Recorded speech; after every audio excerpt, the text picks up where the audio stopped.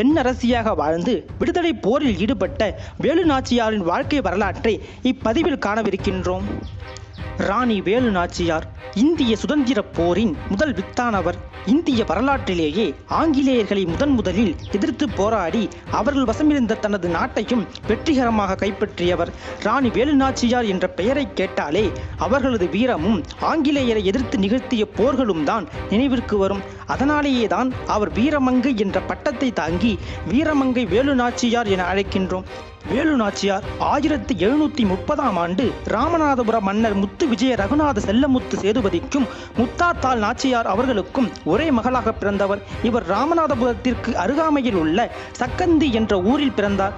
அரச வம்சத்திற்கு ஆண் வாரிசு இல்லாத காரணத்தால் வேலு நாச்சியாரே அரச வாரிசாக ஆண்மகனின் வீரத்திற்கு சற்றும் சளைக்காத விதத்தில் எல்லா விதமான போர்க்கலைகளும் கற்பிக்கப்பட்டது. சிலம்பம், குதிரை